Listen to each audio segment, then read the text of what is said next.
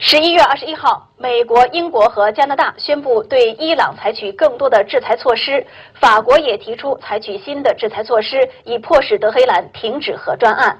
23号，中共外交部发言人在北京举行的例行新闻发布会上说，中方反对针对伊朗的单边制裁。学者认为，受到孤立的中共和伊朗需要相互支援。路透社23号报道说，美国、英国和加拿大宣布对伊朗能源和金融业实行新的制裁。法国则提议实行前所未有的新制裁，其中包括冻结伊朗中央银行资产，终止购买伊朗的石油。早些时候，国际原子能机构发表报告说，伊朗有可能在秘密发展核武器。中国外交部23号表示反对对伊朗实施3方面的制裁。对此，美国纽约城市大学政治学教授夏明认为，冷战结束后，美国和西方社会面临的最大挑战来自中国和伊朗，他们同样受到美国和西方的孤立，所以中国的政策是可以预见的。中国跟伊朗基本上面对着西方的政治、经济、文化的挑战，所以这两个国家在那个国际舞台上那么基本上都是有一种协调。那么也都是相互在支持，那么所以我们看到的就是说中国跟伊朗两个国家就是说协调的也非常多。那么再就是能源再就是军火各方面在国际舞台上都有很多的合作。美联社23号也报道，自2006年以来，联合国对伊朗施加了4轮制裁，但伊朗的能源出口使伊朗没有因被制裁受到严重损害。法新社则说，中国支持伊朗从伊朗购买大量的石油，同时中国也是伊朗最大的交易伙伴，两国间的贸易总额达300亿美元。美国之音报道，据中国海关资料，今年伊朗可能成为中国第2大原油供应国。不过，伊朗对新一轮的制裁表示不屑。以色列和华盛顿表示，在其他努力无效的情况下，不排除军事打击。令人费解的是，中国国防大学教授、海军少将张召忠说，中国不惜3次世界大战保伊朗。张召忠说这种就不惜就是打一场第3世界大战那么我觉得就完全为了自己国内的就是一个政治的需要，从某种程度上说，通过这种就是完全是无稽之谈来给自己壮胆。夏明教授分析指出，目前美国和西方社会可能对伊朗采取茉莉花革命的模式，类似走利比亚那样的路。从利比亚模式看，北约不可能在伊朗卷入大规模的军事行动，更不可能掀起一场新的战争。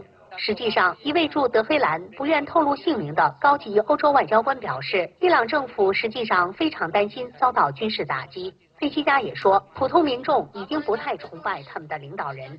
但是夏明教授表示，中共政府自己面临的危机比伊朗要大得多。中共政府不仅面临东南亚、南中国海、南亚各国的诸多挑战，也面临美国在人民币汇率、出口、人权等问题上的压力，同时也面临国内问题的压力。中国面对着美国的压力，同时它国内的就是目前的压力也很大。那么尤其我们看到从民间的社会上的，包括对中国政府的进行挑战和反抗的这个力量也在成长。那么所以中国政府那么确确实实面对着它在权力交接班的18大要到来，那么它的在外交上那么恐怕那么会发出一些比较强硬的就是声音。一方面是回应美国的这个压力，另一方面它也是为了满足国内的就是民族主义的这群人的一个需求。俄罗斯则是伊朗的另一个盟友，对伊朗的政策跟中国相似。新唐人记者陈汉、宋峰、郭靖。Good day, everyone. Welcome to Global Government News. This is my website, ggnonline.com, ggnonline.com. Also on YouTube, if you'd like to visit, it's ddarko2012. That's my channel, ddarko2012. Bunch of videos up there. I also have an archive on my website as well. It may get to the point to where if I can't post videos to YouTube anymore, I may have to just try to post them to a website from my screencasting website that I use right now. So we'll see. I'm having a lot of problems though. YouTube's been de facto blocking my videos on Wednesday and Monday. I just want to put that out there. So I can't do my normal procedure to getting these videos up to YouTube. So I'm just kind of trying to do it a different way now. And then until that happens, until they start catching on to that or start messing with me in that way, I might end up just bypassing YouTube completely. So hopefully that doesn't happen, because I'll probably lose new listeners, but old listeners, I'll try to find a way to keep making videos and make them available for the public. Okay, so I have a poll up here. I'm going to keep moving because I have a lot of really interesting news to get to in this video. You can put your email address right there. There's a donate button here if you'd like to help me out financially. Also on YouTube, there's a donate button, and all the stories that I covered today in these 3 videos will be in YouTube's video description. I advise you to go check them out because I don't always have time to get through each article. I think it's just important to get this out there, these news bulletins, so that you can see all the stuff that's going on. And I'd like to tell a little story in this 15 or 10 minutes that I have with the articles that I have. Pakistan military ordered to return fire if attacked by NATO forces. Army chief issues new directive following recent deaths of 24 soldiers in NATO helicopter assault on border post. That's right. Next up, we have furious at the latest U.S. CIA drone attack. Pakistan shuts down resupply routes to Afghanistan permanently. So that's pretty big news in that part of the world. Says NATO recently literally shot itself in the foot, imperiling the resupply international assistance in Afghanistan. Now, see, this is the thing. I think they're done with Afghanistan. They've been done with it for a couple of years now. I know that they're there, but they're pretty much on the Pakistan border. I have an article. I excluded it. I'm not going to cover it. But most of these conflicts and attacks and people that are getting killed and stuff are all on the Pakistani border. I think that they're done with the Afghanistan theater. The only thing that they need is the Marines there and whoever else that's there to protect the poppy fields for the opium trade that the CIA uses. They use all those funds to create all these color revolutions and proxy wars and stuff like that, like they're doing right now, creating a third world war where you and I will have to go and fight. Do you think that they're going to be out there? I don't think so. I don't think they're going to be with you or me in a patriot group or militia or by ourselves as individuals trying to fight Russians and Chinese inside of our country. But they'll go ahead and they'll start all this shit, and then we have to deal with it. But yeah, so it's going on in Afghanistan or in Pakistani border, so they're pretty much done with that. And like I said before, I think that was actually a psyop to get, like I said before, the Pakistani people who are pissed off at their puppet regime to ally with them, and then China is allying with Pakistan. They've been doing exercises. They've made it public that they're allying. So after canceling India's summit, Chinese regime says India did it everywhere except China. The report went like this: the Chinese Communist Party canceled a high-level summit with India after the country failed to shut down a speech by the Dalai Lama. But the Chinese state media, the report went like this: India suddenly cancels Sino-India border discussions. And it goes on there and it says what? India in war games on Pakistani border. So there you go. They're too busy doing war games with Pakistan, just like the Chinese were just a week ago. Turbulent North Waziristan threatens to end the peace with Pakistan, but it basically goes in here and says the most powerful Taliban commander in North Waziristan agency, an ally of the Haqi network, recently said that he would tear up a long-standing peace deal with the Pakistani military. So see, there you go. What this could mean is that the Taliban, who somewhat had the support of the people because the government was a puppet regime and still is, now the people are going to maybe move away from the Taliban a little bit and move towards the puppet regime, which means the people are moving closer towards the West and the allies, the people that are bombing them and causing all the strife. So you see, that's a nice little psychological psyop. And here we go. Hero Marine sues defense giant after a sniper scope fight. And I love his little high chin, Mr. Elitist Obama, or he goes by different aliases. Isn't that great when your president has aliases and he's not even really a natural-born citizen, sitting by a decorated war hero? Look at this guy, Purple Heart, Medal of Honor winner, recipient. And so he had a beef with them selling high-tech sniper scopes to the Pakistani military, which is interesting because what? Sniper war escalates along Armenian, here we go, Central Asia. Remember I was telling you, Azerbaijan, that's part of that area in Central Asia. And it goes on here.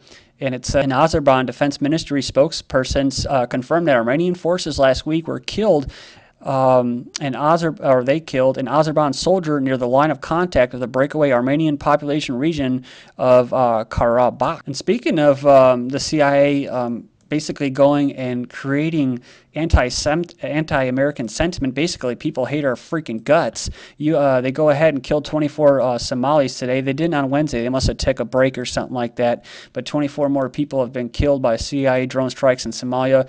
Egypt postpones election results.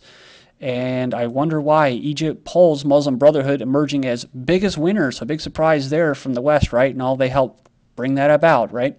Egypt, ElBaradei ousted by own movement as Western Stooge. And it says after a year after the U.S. engineered Arab Spring began, it seems protest leader ElBaradei has predictably outlived his usefulness, albeit much sooner than expected, according to Egypt's Al-Masri, a member of ElBaradei's own National Front for Change. Mr. Hamza has outed him, quote, having strong ties to Zionist institutions and sitting directly on the board of trustees of George Soros's International Crisis Group. Now moving to Syria, Britain role in Syrian-Iranian standoff before going into the UK's possible inevitable involvement in any conflict with Syria and Iran. We need to look at the bigger picture. Go in there and check that out. For time purposes, I got to keep moving. Biden in Turkey for talks on Middle East issues. So he's just there talking about bringing the troops and extending their stay in Iraq.